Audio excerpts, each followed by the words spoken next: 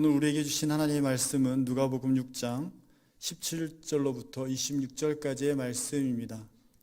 누가복음 6장 17절로부터 26절까지의 말씀입니다. 하나님의 말씀입니다. 제가 받들어 읽겠습니다. 예수께서 그들과 함께 내려오사 평지에 서시니 그 제자의 많은 무리와 예수의 말씀도 듣고 병 고침을 받으려고 유대 사방과 예루살렘과 두로와 시돈의 해안으로부터 온 많은 백성도 있더라. 더러운 귀신에게 고난받는 자들도 고침을 받은지라. 온 무리가 예수를 만지려고 힘쓰니 이는 능력이 예수께로부터 나와서 모든 사람을 낫게 함이러라. 예수께서 눈을 들어 제자들을 보시고 이르시되 너희 가난한 자는 복이 있나니 하나님의 나라가 너희 것이미요 지금 줄인 자는 복이 있나니 너희가 배부름을 얻을 것이미요 지금 우는 자는 복이 있나니 너희가 웃을 것이미요 인자로 말미암아 사람들이 너희를 미워하며 멀리하고 욕하고 너희 이름을 악하다 하여 버릴 때에는 너희에게 복이 있도다. 그날에 기뻐하고 뛰놀라 하늘에서 너희 상이 큼이라. 그들의 조상들이 선지자들에게 이와 같이 하였느니라. 그러나 화 있을진저 너희 부유한 자여 너희는 너희의 위로를 이미 받았도다. 화 있을진저 너희 지금 배부른 자여 너희는 줄이리로다. 화 있을진저 너희 지금 웃는 자여 너희가 애통하며 울리로다. 모든 사람이 너희를 칭찬하면 화가 있도다. 그들의 조상들이 거짓 선지자들에게 이와 같이 하였느니라. 아멘. 잠시 기도합니다. 사랑의 하나님 감사합니다. 오늘 귀한 말씀을 통하여 선포되어지는 하나님의 음성에 귀 기울이는 귀한 예배 시간이 되어지도록 인도하여 주옵소서. 예수님의 이름으로 기도하옵나이다. 아멘. 할렐루야. 오늘 본문 읽은 말씀은 복과 화에 대해서 기록된 말씀입니다. 이 본문은 여러분들이 잘 알고 있는 마태복음 5장의 팔복에 있는 말씀과도 유사한 내용을 담고 있습니다. 신약성경의 복에 대한 내용이라고 한다면 구약성경에도 복에 대한 말씀이 있습니다. 여러분들이 잘 알고 계시는 암송까지 하고 계시는 구약 말씀인 시편 1편 말씀, 말 그대로 복을 노래하는 유명한 시입니다. 또 하나 구약의 말씀인 예레미야 17장 5절에서 8절의 말씀 역시 복 받는 사람에 관한 내용을 기록하고 있습니다. 오늘 본문과 또한 시편 1편 그리고 예레미야 17장의 말씀은 다 복에 관한 말씀입니다. 복을 싫어할 사람은 없기 때문입니다. 어떤 사람이 복 받을 수 있는지 오늘 말씀을 통해서 발견하는 귀한 예배의 시간이 되어지길 간절히 소원합니다. 먼저 우리가 바라보는 복이 어떤 것인지 생각해 보아야 합니다. 새해가 시작되며 우리가 서로가 인사를 할 때 새해 복 많이 받으십시오 라고 인사를 합니다. 또 많이 듣기도 합니다. 그만큼 우리는 복을 좋아하고 복 받기를 소망하고 살아가는 것 같습니다. 그런데 문제는 그 복이 도대체 무엇인가 하는 데 있습니다. 여러분들이 생각하는 복은 무엇입니까? 또 어떤 것입니까? 우리가 바라는 복은 많은 경우 내가 성공하는 것, 그리고 장수하는 것, 그리고 자식이 잘 되는 것, 이런 것에서 행복을 찾는 번영과 같은 것으로 이해하는 경우가 많이 있습니다. 예수님의 시대도 별반 다르지 않는 것 같습니다. 당시에 유대인들이 즐겨 읽었던 히브리 성경 중에 시락 아들의 지혜라는 책이 있습니다. 번역하면 지폐서라고 기록되어 있는 책이기도 한데 구약의 잠언처럼 많은 사람들에게 인생의 지혜로 읽혀지는 책입니다. 그곳에 나오는 말씀을 제가 읽어보겠습니다. 자기 자녀에게서 즐거움을 맛보는 사람, 살아서 자기 원수의 몰락을 보는 사람, 분별 있는 아내를 가진 남편, 소와 노새를 써가며 가래질하지 않는 농부, 혀로 죄를 짓지 않는 사람, 그리고 자기보다 못난 사람 밑에서 종 노릇하지 않는 사람, 이 얼마나 행복한 사람인가. 또한 총명한 친구와 자기 말을 경청하는 청중을 가진 사람은 얼마나 행복한가. 그리고 지혜를 찾는 사람은 또 얼마나 위대한가 라는 내용의 말입니다. 가만히 내용을 들여다보면 지금 우리나 그 당시 유대인들이나 별반 다르지 않는 것 같습니다. 우리가 바라는 복은 성공하고 장수하고 자식이 잘 되는 것, 언제라도 터놓고 말할 좋은 친구가 있는 것, 또 나이를 들면 오늘 현대인들은 골프 칠 3명의 친구가 있는 그런 사람들을 또 원하는 것, 그런 것들을 복이라고 생각하는 경우가 있습니다. 그런데 오늘 말씀은 누가복음과 시편과 예레미야의 말씀을 잘 보면 뭔가 다른 느낌을 우리에게 주어줍니다. 시편 1편만 하더라도 벌써 우리에게 어감이 다르게 들려집니다. 이렇습니다. 다시 제가 봉독해 드리면, 복 있는 사람은 악인의 꾀를 따르지 아니하고 죄인들의 자리에 서지 않고 오만한 자들의 자리에 앉지 않고 오직 여호와의 율법을 즐거워하며 그 율법을 주야로 묵상하는 자라고 노래합니다. 가장 큰 차이는 내가 삶의 기준이 아니라 하나님이 기준이라는 것입니다. 그러니 시편 1편은 그저 암송하기 아름다운 시가 아니라 우리 삶의 기준이 어디 있느냐 묻고 있는 것입니다. 그 기준을 바꾸지 않으면 복된 삶이 아니라고 경고하고 있는 말씀이기도 합니다. 구약 예레미야의 말씀도 마찬가지입니다. 예레미야 17장 5절을 보면 하나님께서 선지자 예레미야의 입을 열어서 이렇게 말씀하십니다. 여호와께서 이와 같이 말씀하시니라. 무릇 사람을 믿으며 육신으로 그의 힘을 삼고 마음이 여호와께서 떠난 그 사람은 저주를 받을 것이라. 아멘. 또 7절 말씀을 이어서 읽어보면 이렇습니다. 그러나 무릇 여호와를 의지하며 여호와를 의뢰하는 그 사람은 복을 받을 것이라. 아멘. 오늘 말씀에서 우리가 집중해서 들어야 할 말씀은 복이란 우선 기준이 달라야 한다는 것입니다. 하나님이 주시는 복을 받으려면 언제나 우리 마음에 하나님을 모시고 그분의 힘을 의지하며 살아야 한다는 것을 오늘 시편과 구약의 말씀은 우리에게 들려주고 있는 것입니다. 하나님을 중심에 모시고 살면 시냇가에 심은 나무와 같아서 그 잎이 청청하고 가뭄에도 걱정 없이 결실을 맺는다라고 말씀하고 있기 때문입니다. 이와 같이 기준이 다른 복, 이러한 복을 받아 누리는 복된 성도들이 되길 간절히 소원합니다. 우리가 바라고 생각하는 복과 성경이 가르치는 복의 기준이 조금 다르기는 하지만 그래도 하나님의 말씀에 뿌리내고 살면 복 주신다고 하니, 우리가 복을 받을 수 있다고 하니 그래도 다행인 것 같습니다. 우리가 생각만 바꾸면 되니까요.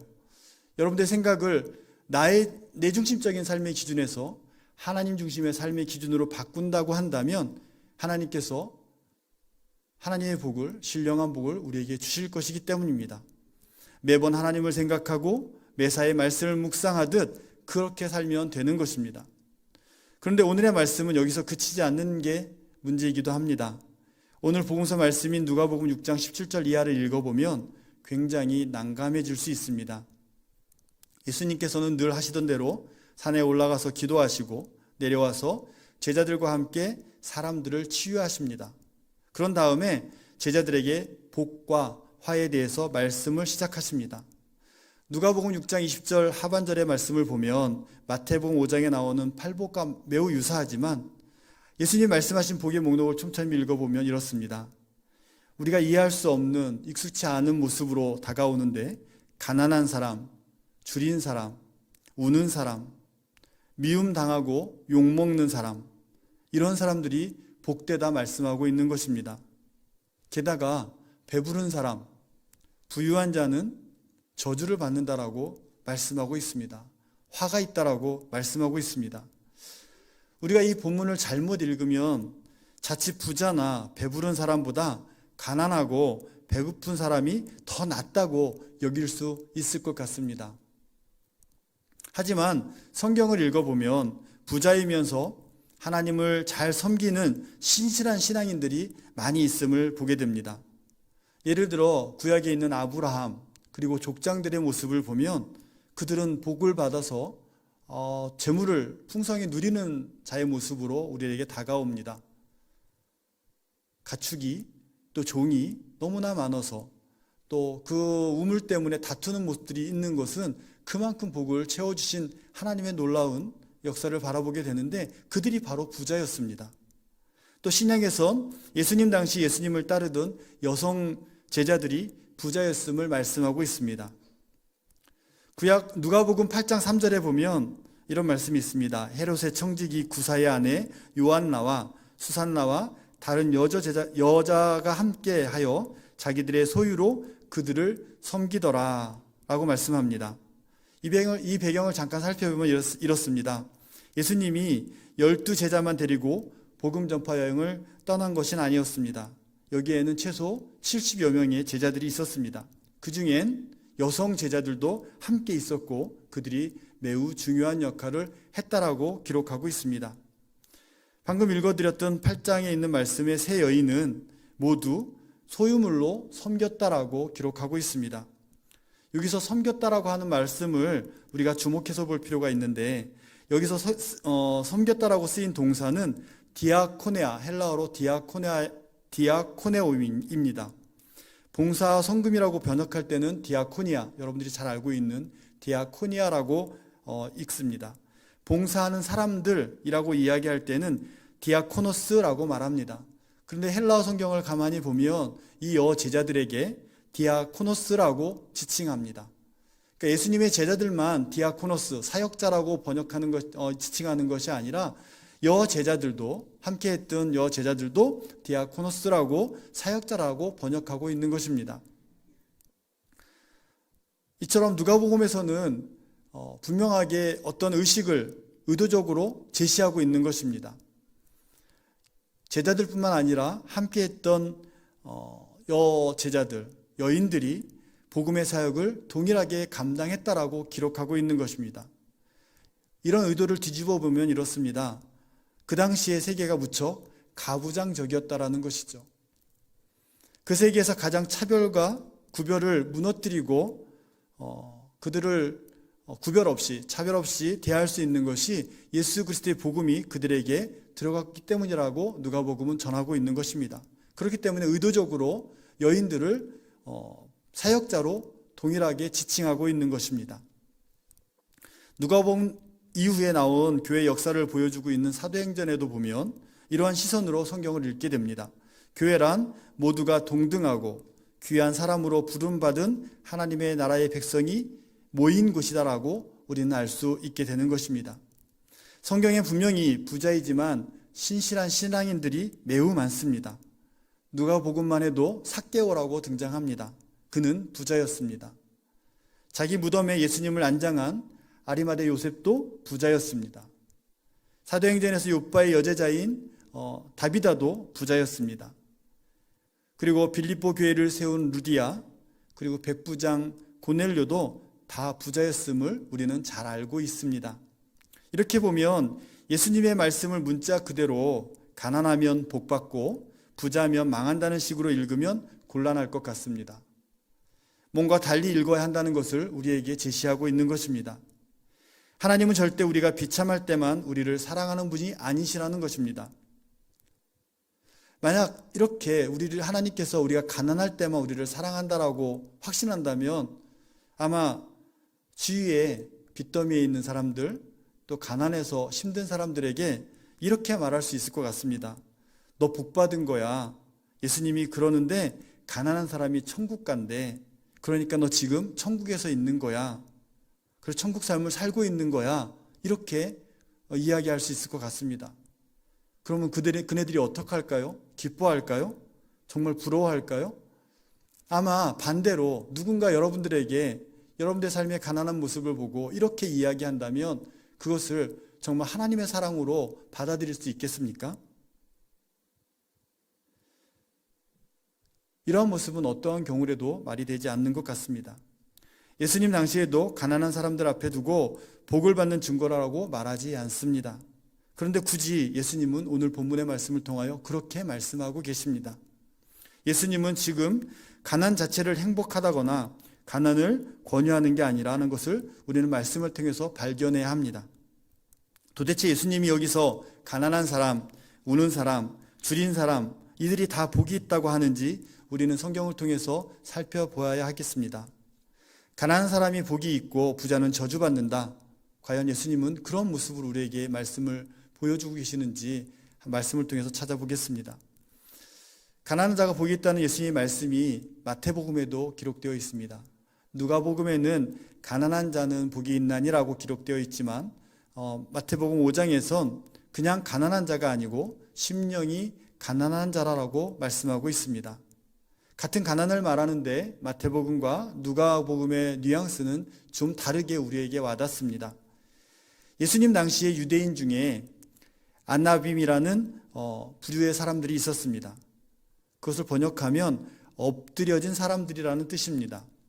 아마 모질게 가난해서 바닥에 패대기 쳐진 사람들을 의미하는 것 같습니다.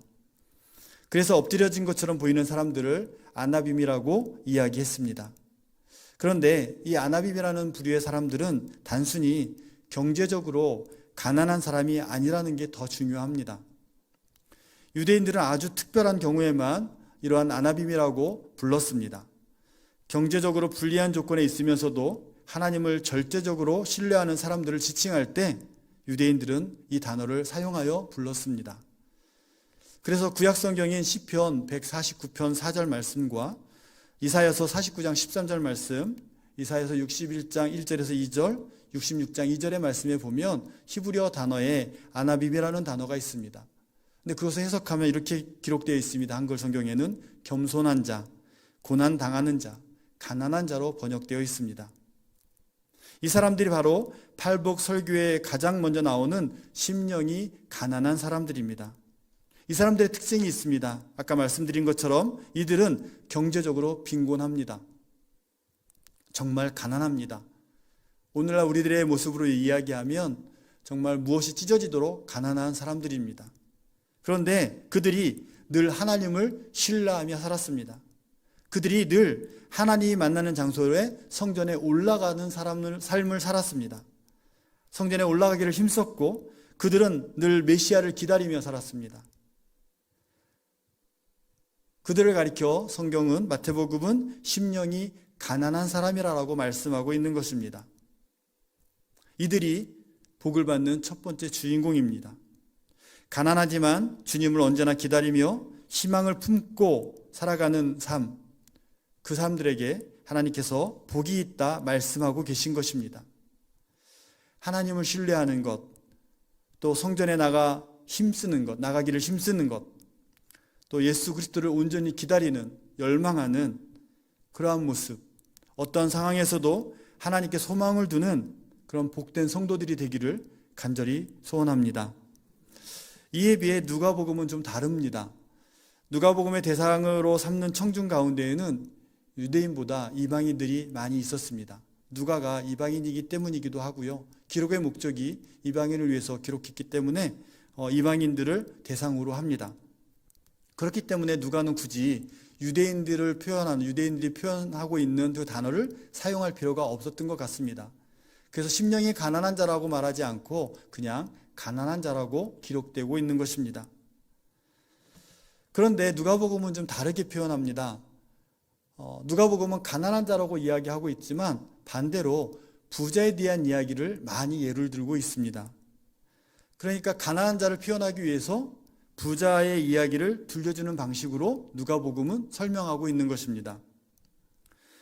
가난한 사람은 복이 있고 부자는 저주받는다라는 알쏭달쏭한 예수님의 말씀을 부자의 이야기를 통해서 우리는 다시 한번 이해할 수 있을 것 같습니다. 누가복음 12장 16절을 보면 거기에 한 부자가 나옵니다. 한 부자가 풍년이 들어서 곡식을 쌓아둘 곳이 없을 정도로 풍년이 들어서 창고를 더 짓습니다. 그러면서 무척이나 흡족해 합니다. 그러면서 하는 말이 곡간을 더 크게 짓자, 그리고 곡식과 물건을 가득 쌓아두자라고 이야기합니다. 거기서 평안히 쉬고 먹고 마시고 즐거워하자라고 마음속으로 생각합니다. 넘치는 곡간을 보고만 있어도 뿌듯했던 것 같습니다. 그런데 그날 밤 하나님이 찾아와 영혼을 찾아가는데 그 재물이 무슨 소용이 있겠냐고 예수님이 말씀하시는 것입니다. 그러면서 하시는 말씀이 누가복음 12장 21절 말씀입니다. 자기를 위하여 재물을 쌓아두고 하나님께 대하여 부유하지 못한 자가 이와 같으니라. 아멘. 다른 곳 하나 보면 더 그렇습니다. 누가복음 18장입니다. 18장 18절을 보면 한 관리가 예수님을 찾아와서 어떻게 하면 영생을 얻을 수 있냐고 묻습니다. 23절을 보면 그는 큰 부자였다라고 설명하고 있습니다. 게다가 율법을 다 지킬 정도로 매우 신실한 사람이었습니다. 그런데 예수님께서 그에게 22절, 23절을 통해서 말씀하십니다.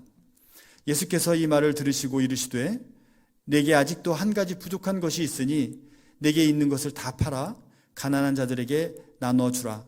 그리하면 하늘에서 내게 보화가 있으리라. 그리고 와서 나를 따르라 하시니 그 사람이 큰 부자이므로 이 말씀을 듣고 근심하더라 라고 말씀합니다. 이 부자 관리가 이 말씀을 듣고 근심합니다. 근심이 되겠죠. 이 사람은 재산을 다 팔아 나눠주고 예수님을 따랐을까요? 그냥 돌아갔을까요? 성경은 이것에 대해서 침묵하고 있습니다. 왜냐하면 이 질문은 바로 오늘날 여러분들과 제게도 동일하게 적용되기 때문입니다. 누가복음 16장에 나오는 부자와 나사로의 이야기도 이와 같은 맥락에서 읽을 수 있을 것 같습니다. 오늘 본문에서 분명히 예수님은 가난한 자는 복이 있다라고 말씀하십니다. 부자는 저주받는다고 말씀하십니다. 그런데 성경 곳곳에 부자지만 신실한 신앙인들이 있습니다. 하나님의 복을 받는 제자들의 예를 수두룩하게 찾아볼 수 있습니다. 그렇다면 누가복음에서 부자와 가난을 재물이 많고 적음으로 구분하고 복을 받고 안 받는 기준을 삼는 것은 어떤 의미가 우리에게 있을까요? 가난한 자가 복이 있고 부자는 저주받는다라는 예수님의 의도의 말씀은 도대체 우리에게 어떤 메시지를 전달하고 있는 것입니까? 분명한 기준을 누가복음 16장 13절의 말씀을 통해서 우리는 찾을 수 있습니다. 16장 13절의 말씀은 이렇습니다. 집의 하인이 두 주인을 섬길 수 없나니 혹 이를 미워하고 저를 사랑하거나 혹 이를 중히 여기고 저를 경히 여길 것임이니라. 너희는 하나님과 재물을 겸하여 섬길 수 없느니라. 아멘. 하나님과 재물을 동시에 섬길 수 없다입니다. 여기에 복받는 사람의 기준이 분명히 제시되고 있는 것입니다. 이 기준을 들고 부자 관리의 이야기로 다시 돌아가면 예수님이 부자 관리에게 재산을 다 청산하고 나를 따르라고 말씀하는 모습을 우리는 바라봅니다. 이 대목은 예수님이 그 사람을 하나님의 계명 앞에 세워놓으신 것입니다. 하나님을 신뢰하는지 아니면 재물을 신뢰하는지. 종교개혁가인 루터의 말로 표현하면 이렇습니다. 자신의 심장을 어디에 걸고 사는지. 여러분의 심장은 어디에 걸려 있습니까? 여러분들의 재물에 있습니까?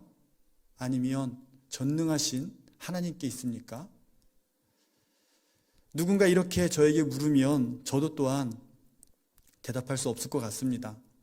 저 역시 네, 할 수 있습니다 라고 자신 있게 말하는 건 두렵습니다. 하지만 오늘 이 말씀을 통해서 우리에게 이러한 날카로운 질문 앞에 어떻게 해야 되는지 하나님께서 말씀을 통해서 다시 한번 제시하고 있습니다. 누가복음 16장 10절을 읽어보면 이렇습니다.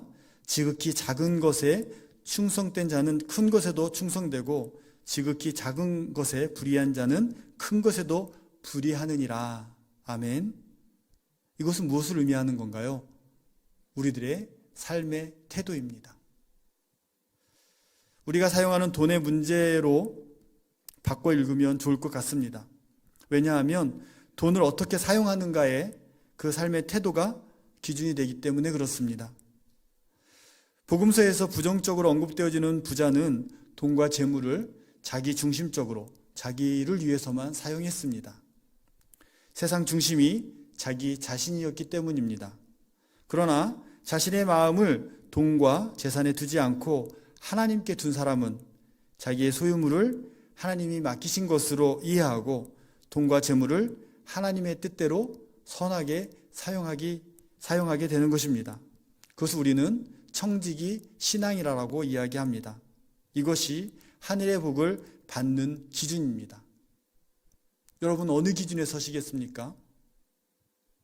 부자는 창고에 영혼의 위로를 얻습니다. 그러나 가난한 사람은 하나님의 도움을 갈망하고 하나님의 은혜의 위로를 얻습니다. 성경에서 모두 부자를 다 악하다고 하지 않듯이 가난하다고 무조건 다 복을 누리는 것은 아닙니다. 간혹 가난을 무기로 다른 사람을 이용하는 사람들도 있습니다. 자기의 이익을 탐하는 사람들이 있습니다. 그런 사람들이라면 경제적으로 가난해도 하나님의 복과는 상관없는 삶을 사는 자들일 것입니다. 그런 사람은 여전히 자기 중심적이고 사람과 물질은 자기 이익을 위해서만 이용하기 때문인 것입니다. 중요한 건 우리의 마음이 어디를 향해 있느냐입니다. 그리고 그 마음은 생각에 머무르지 않고 우리에게 맡겨진 소유를 어디에 어떻게 사용하느냐입니다.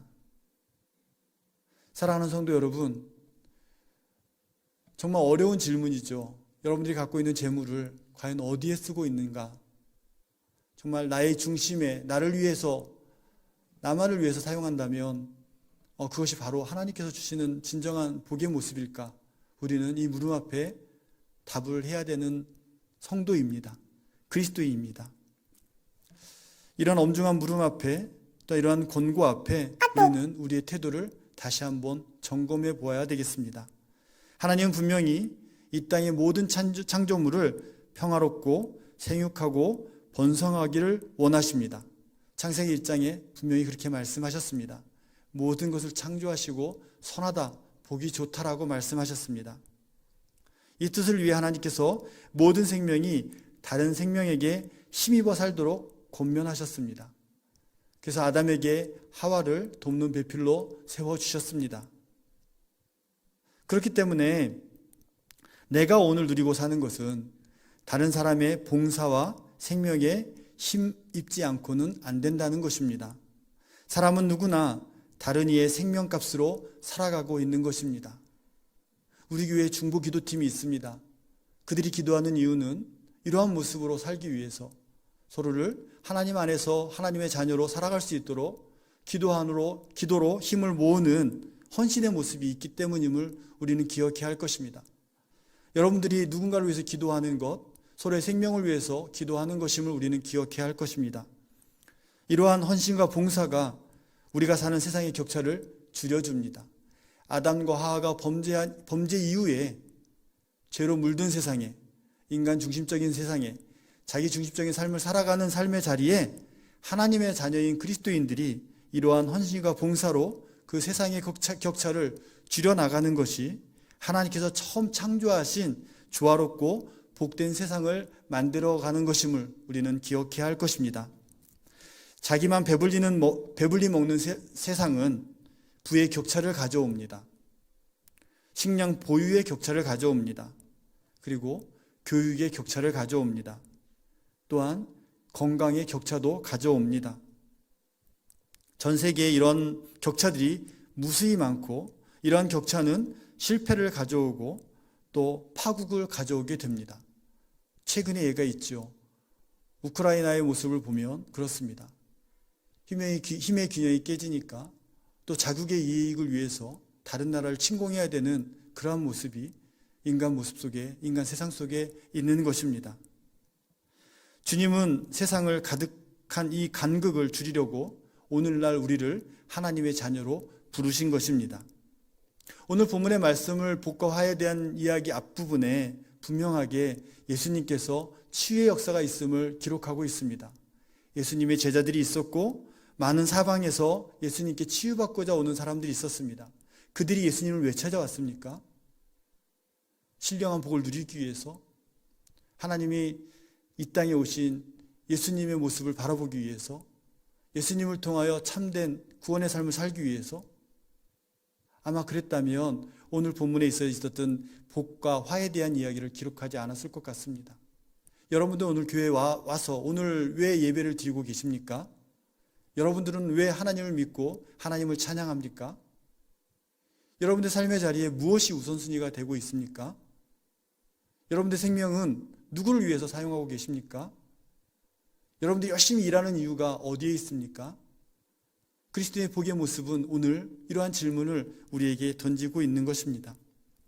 주님이 우리에게 원하시는 삶은 은총과 믿음 가운데 서로의 버팀목이 되어지기를 원하는 삶일 것입니다.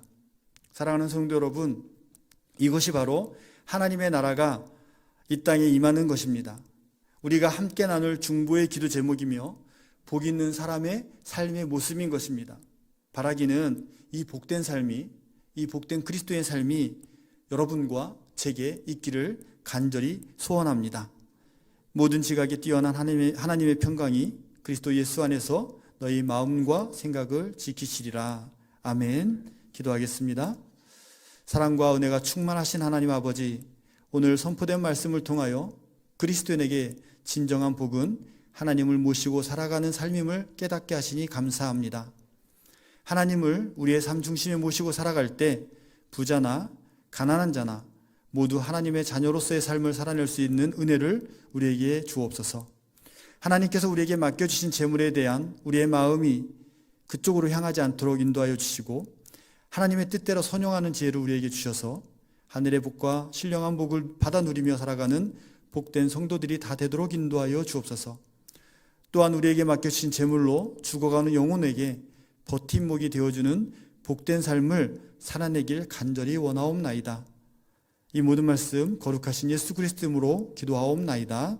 아멘.